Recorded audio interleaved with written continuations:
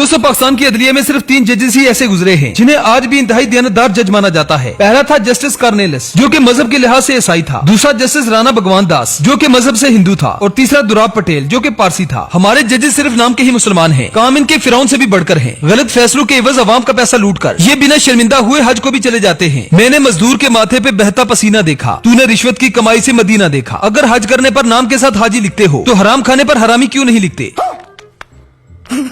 गीदड़ की जब मौत आती है तो वो शहर की तरफ भागता है, और जब काजी का बुरा वक्त आया तो लांतू के डर से लंदन भाग गया। लंदन प्रांत के 2 बड़े किरदार लंदन भाग चुके हैं। जाहिर है उन्होंने भागना ही था, क्योंकि वो उनका आबाई वतन है। यहाँ तो ये लोग सिर्फ नौकरी करने आते हैं।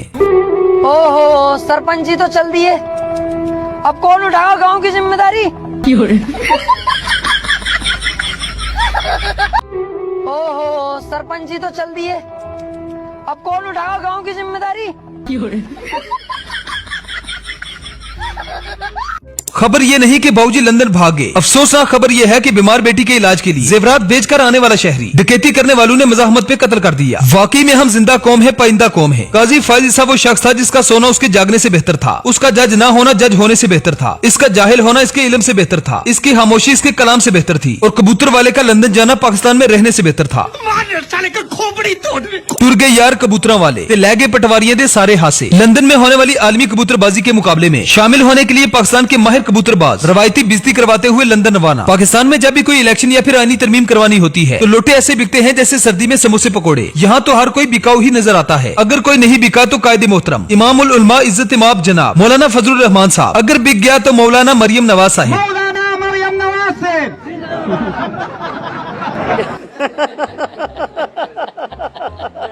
शायर ने क्या खूब कहा कि एक शख्स को गिराने में लगे हैं इकबाल, तेरे मुल्क के ये सारे गिरे हुए लोग। जब बन सकी ना बात कोई हेर फेर से, कुत्ते लड़ा दिए गए जंगल के शेर से। हमारे कुछ पटवारी जाहिल भाई ऐसे भी हैं जिन्हें अब तक इस बात की समझ ही नहीं आई कि 26वीं आईनी तरमीम का मतलब क्या है और इस 26वीं आईनी तरमीम से उनको क्या फर्क पड़ेगा। तो इस तरमीम का सादा अल्फाज में मतलब ये है कि इलाके के तमाम जराइम पेशा अफराद इस आईनी तरमीम के बाद मिलकर अपना SHO मुंतखब करेंगे। खुदा की शान देखो और इस तस्वीर को भी। एक डाकू चीफ जस्टिस से ईमानदारी का हल्फ ले रहा है। हल्फ का मतलब वादा और कसम होती है जो अल्लाह को गवाह बनाकर उठाई जाती है कि मैं मुल्क के प्रति निष्ठावान रहूंगा, अपने फराइज में कोताही नहीं करूंगा, ड्यूटी को ईमानदारी से सरंजाम दूंगा, अपने मफाद को छोड़कर मुल्क के लिए काम करूंगा। जरदारी साहब ने इस मुल्क के लिए क्या काम किया है ये तो आप अच्छी तरह से जानते हैं। अब देखना यह है कि नए चीफ जस्टिस साहब क्या करते हैं। हल्फ बर्दारी के दौरान जरदारी साहब ने अपने मुर्शिद का नाम ही नहीं लिया। बिस्मिल्लाहिर्रहमानिर्रहीम, औज़ुबिल्लाहि मिनश्शैतानिर्रजीम, बिस्मिल्लाहिर्रहमानिर्रहीम। Here I come. Oh, here I come. औज़ुबिल्लाहि मिनश्शैतानिर्रजीम, बिस्मिल्लाहिर्रहमानिर्रहीम।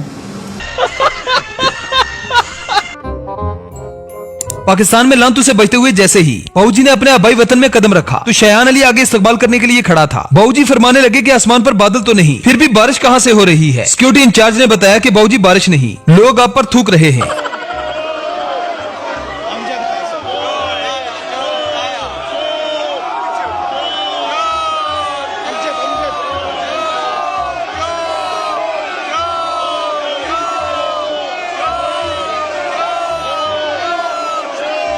बाबूजी का लंदन में ऐसा इस्तकबाल हुआ जिससे तारीख भी सुनहरी अल्फाज में लिखेगी। बाबूजी फरमाने लगे कि ये लोग मुझे गालियां क्यों दे रहे हैं। तो सिक्योरिटी गार्ड्स ने कहा कि बाबूजी गालियां निकाले तो और क्या करें, तुसी कम जो बड़े चंगे कीते ने।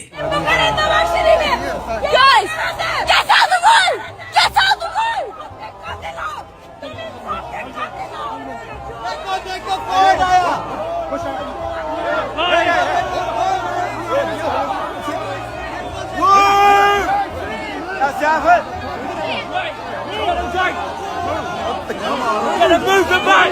Move it back! Move it back! Move it back! Move it back!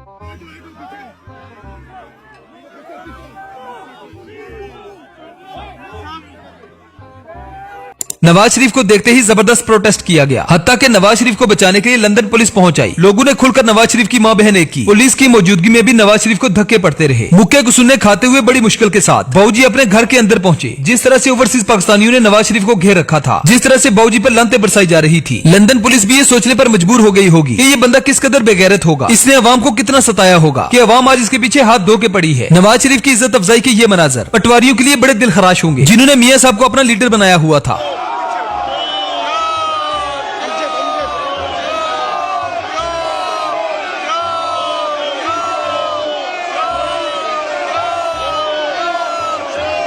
चलो पाकिस्तान के मुखिया, सरपंच, माई बाप और बड़े ठेकेदार भागे सो भागे। अब तो छोटे सरपंच भी एक एक करके भागने लगे हैं। काजी फाजिल साहब और नवाज शरीफ के बाद आबिद शेर अली भी लंदन भागते हुए नजर आए।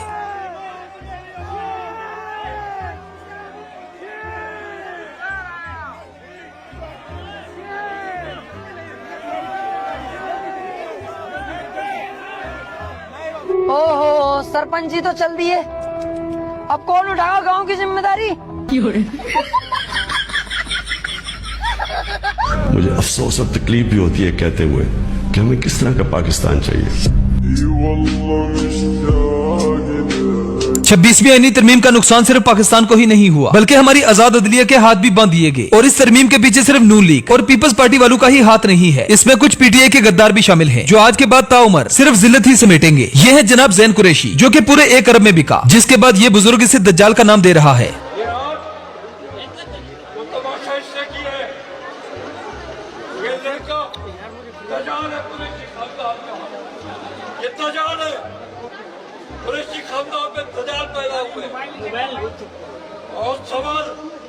और सबर, ये सियासत नहीं है, मेरे दादा की मजार है।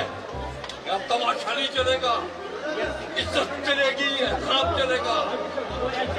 सोच समझ, खामोश, मेरे से पहले गुजर कैसे हुए। अब जरा इस अगली वीडियो को देखें, जहां पर गवर्नर स्टेट बैंक पाकिस्तान की अमेरिका में इज्जत अफजाई हो रही है। ये मौसूफ अमेरिका में कर्जा मांगने जा रहे थे, मतलब इन सियासतदानों ने हमारी इज्जत का कबाड़ा कर दिया है। नाज़रीन, जब आप कशकोल लेकर फिरें और दर दर से भीख मांगें और कर्जों पर गुजारा करें तो यही होता है। यह है गवर्नर स्टेट बैंक जमील। देखिए इसकी अमेरिका में क्या औकात है, अगर उन्हें लाइन हाजिर किया हुआ है। दोस्तों, इज्जत वो होती है जो सर चढ़कर बोले। इस वक्त 25 करोड़ अवाम की दिल की धड़कन अडयाला जेल में कैद है। लोग इमरान खान के सबर, उनकी बहादुरी को हराज तहसीन पेश करने का कोई भी मौका हाथ से जाने नहीं देते। So, it is important to understand this. The Prophet lives in our hearts. The Prophet lives in our hearts. Well तो यार, इन वीडियोस पर आपकी क्या राय है हमें कमेंट सेक्शन में जरूर बताएं। वीडियो पसंद आए तो वीडियो को लाइक कीजिए, शेयर कीजिए और चैनल को सब्सक्राइब करना ना भूलें। तो मिलते हैं नेक्स्ट वीडियो में।